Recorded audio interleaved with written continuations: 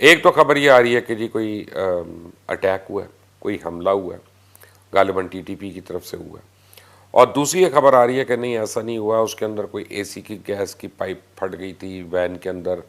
जब चाइनीज़ वजारत खारजा ये कहती है कि ऐसे लोगों को करने वालों को सख्त से सख्त सज़ा मिलनी चाहिए, तो इसका मतलब है कि चाइनीज़ जो हैं वो सस्पेशस हैं कि ये नॉर्मल एक्सीडेंट नहीं है कि जो हमारे मीडिया में बताया जा। पाकिस्तान में 9 चाइनीज इंजीनियर्स की निर्मम मौत के बाद पाक और चीन के रिश्तों में दरार के साथ सीपैक बंद होने की नौबत नजर आ रही है।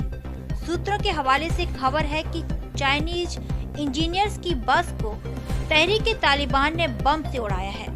साथ ही पाक और चीन को चेतावनी दी है कि पाक और चीन हद में रहें, तालिबान को नसीहत के साथ दबावपूर्ण आदेश न दें। हालांकि चाइनीज इंजीनियर्स की निर्मम मौत के बाद पहली बार किसी पाकी पत्रकार ने कबूला है कि चीनी बस हादसा नहीं, हमला है। तो दासू पावर प्लांट के करीब जो हादसा हुआ है, जिसमें मुतादिद चाइनीज़ जो हैं इंजीनियर्स, एहलकार वगैरह, वो बेचारे हलाक हो गए। लेकिन ये होने की एक वजह है। अच्छा, अभी तक चाइनीज़ वजारत खारजा है वो तो बड़ा उन्होंने कूल किस्म का एक बात की है कि जी पाकिस्तान को चाहिए कि सिक्योरिटी के इंतज़ाम को बेहतर करे और जो ऐसे मुजरमान हैं उनको सख्त से सख्त सज़ा दी जाए ताकि आइंदा ऐसे वाक़यात ना हो सके। तो बड़ा क्लियर है। अब पाकिस्तान के अंदर दो किस्म की इसकी खबरें आ रही हैं। एक तो खबर ये आ रही है कि जी कोई अटैक हुआ है, कोई हमला हुआ है, गालिबन टीटीपी की तरफ से हुआ है। और दूसरी ये खबर आ रही है कि नहीं, ऐसा नहीं हुआ, उसके अंदर कोई एसी की गैस की पाइप फट गई थी वैन के अंदर, उसे वो उछल के गिरी और लोगों की चीखों की आवाज़ें आई और फिर वो दरिया में गिर गई या नाले में गिर गई। तो इस तरह की बातें। तो अब 58 साल उम्र हो गई है मेरी, मैंने आज तक एसी की पाइप तो फटते हुए सुनी नहीं किसी गाड़ी में। तो पता नहीं है कैसी पाइप थी, कौन सी फॉल्ट थी, फट गई या वाकई कोई सेबोटाज हुआ।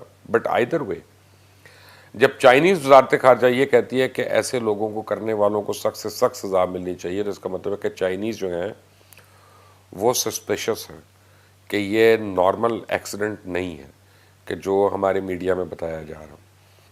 इंडिया जो है इस वक्त बड़ी कोशिश कर रहा है। इंडिया अब अमेरिका से पैसे ले रहा है। इंडिया इस वक्त करंटली अमेरिका के साथ पैसों की डील कर रहा है और उन्होंने उनसे कोई 12-14 बिलियन डॉलर साल का मांगा है और 3 साल के लिए वो कह रहे हैं कि हम 1.5 लाख इंडियन फौजियों को और इंडियन फोर्सेस जो हैं उनको अफ़गानिस्तान के अंदर भेजते हैं और अशरफ गनी की हुकूमत और अफ़गान फोर्सेस जो हैं उनकी मदद के लिए, ताकि तालिबान जो है ना काबुल पे कब्ज़ा कर सकें और ना उनके मेन एरियाज़ के ऊपर कब्ज़ा कर सकें और हमारी फोर्सेस उनसे लड़ेंगी और बचाएगी। लेकिन वो क्या कर रहे हैं?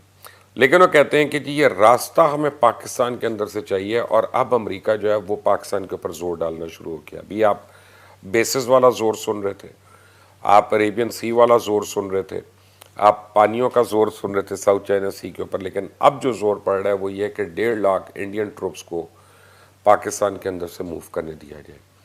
अब पाकिस्तान उसकी इजाज़त नहीं दे सकता। आपको पता है पाकिस्तान उसकी इजाज़त नहीं दे सकता कि किसी गैर मुल्की को वो अपनी सरजमीन इस्तेमाल करके, वो भी फ़ौजी को, वो जाने दे किसी तीसरे मुल्क में। तो आप इसका मतलब है कि आप खुद खाना जंगी करा रहे हैं वहाँ पे। तो पाकिस्तान तो ये नहीं कर सकता, लेकिन वो बज़िद हैं और वो अमेरिका से यही ज़ोर डलवा रहे हैं कि पाकिस्तान ये करे। तो आने वाले दिनों में आपको नज़र आएगा कि पाकिस्तान के अंदर ये दहशतगर्दी के वाक़यात जो हैं ये बढ़ते जाएंगे और इसकी वजह क्या हो सकती है और किसको फ़ायदा है और किसको नुकसान है। अच्छा, अब पाकिस्तान के दो मसले, एक तो ये कि अगर वो यहाँ से जाने दें या अगर दूसरी तरफ से भी कोई इंडिया चला जाए तो उसका दूसरा मसला ये है कि आपको भी अपनी वेस्टर्न बॉर्डर्स को बीफ अप करना पड़ जाएगा कि जो अगर इंडियन ट्रूप्स 1.5 लाख वहाँ पे मौजूद हैं आपकी बॉर्डर की दूसरी साइड पे, तो ये तो नहीं हो सकता कि आप अपने बॉर्डर को खुला छोड़ दें। तो आपको भी बीफ अप करना है वहाँ पे, आपका भी एक सिक्योरिटी का इशू हो जाएगा। तो अब उनका वो रूट भी गया, ये रूट भी नहीं मिल रहा, तो किस रूट से वहाँ भेजें? तो अब अमेरिका बहादुर उनके लिए ये सब कुछ कर रहा है। लेकिन चाइना तैयार बैठा कि इंडिया ने अगर इधर से वीक किया, और पाकिस्तान को भी करना पड़ेगा जैसे मैं कहा, क्योंकि अभी तो गिलगित बल्तिस्तान ये पूरा एरिया जो है हमारा डीमिलिटराइज्ड है, हमारी कोई मेजर वहाँ पे डिप्लॉयमेंट्स नहीं है। लेकिन अगर अफगानिस्तान के अंदर 1.5 लाख इंडियन फौजी आ जाता तो हमें सारा वहाँ पे जाके कंटोनमेंट्स ही बनानी पड़ जाएंगी, हमको वहाँ पे बीफ अप करना पड़ जाएगा, हमको लॉजिस्टिक सप्लाई एंड सपोर्ट देनी पड़ जाएगी, ये सारे इश्यूज शुरू हो जाएंगे। अच्छा, अब टीटीपी जो है, टीटीपी इंडिया का पहला जो रोल है वहाँ पे क्या है कि वो टीटीपी को, दाइश को, अलकायदा को, इन सारों को अब पैसे दे रहा है। आपको पता है कि कल वहाँ से एक बहुत बड़ी कंसाइनमेंट पकड़ी गई है 3 बिलियन पाकिस्तानी रुपीस की, एक एरिया में से जो तालिबान ने कैप्चर किया, और उसके सारा जो ट्रेस निकल रहा है वो ये निकल रहा है कि ये हिंदुस्तान की हुकूमत ने, रॉ ने पाकिस्तानी कैश जो है वहाँ पे रखा हुआ था, और वहाँ से अंदर से जो इनफिल्टर करके पाकिस्तान में आता था दहशतगर्दी के वाक़यात करने, तो इधर से ये पेमेंट्स कैश कर रहे थे 50 लाख जो भी इनको करनी होती थी। जैसे लाहौर में जॉर्ज टाउन के अंदर ये धमाका हुआ, तो ये एक पूरा सेल वहाँ पे पकड़ा गया। तालिबान ने उसको बंद कर दिया, तालिबान ने इमीडिएटली उसको क्लैम्प कर दिया, क्लोज डाउन कर दिया। तो अब जो दहशतगर्द तंजीमें हैं जिनको पैसे चाहिए, तो वो जो है इंडिया के साथ मिलकर और उनके पैसे लेके वो डिफरेंट किस्म की दहशतगर्दी के वाक़यात जो है वो हमसाया ममालिक में उन्होंने शुरू कर दी। देखिए, पाकिस्तान का और ईरान का एक फ़र्क है, मैं लोगों को समझा दूँ कि जब अमरीकी इनखला हुआ, अब तक तकरीबन 95% if I am not wrong American withdrawal हो चुका है, 5% रह गया। तालिबान पाकिस्तान के बॉर्डर पे आ चुके हैं। अच्छा, लोग कहते हैं कि जी ईरान से हम क्यों नहीं सबक सीखते, हम ईरान की तरह क्यों नहीं करते कि हम सील कर दें बॉर्डर को, और अगर हम रेफ्यूजी कैंप बनाएं तो उसके बाढ़ लगा दें, कोई नहीं निकल सकता, ना अंदर से बाहर आ सकता है, ना बाहर से अंदर जा सकता है, सिर्फ उसको जिसको हुकूमत में मिलना हो वही आ सकता है। हो नहीं सकता पाकिस्तान में। ईरान के अंदर पश्तून कम्युनिटी नहीं है, पाकिस्तान के अंदर बहुत बड़ी तादाद, आपको पता ही है कि पश्तूनों की भी है, देरी स्पीकिंग की भी है, हिंद को स्पीकिंग लोगों की भी है, उनकी फैमिलीज़ के भी लोग हैं यहाँ पे। यहाँ के लोग जो हैं उनकी फैमिलीज़ में वहाँ पे लोग हैं, इनके रवाबित हैं, इनके कल्चरल रवाबित हैं, इनके ट्रेड के रवाबित हैं।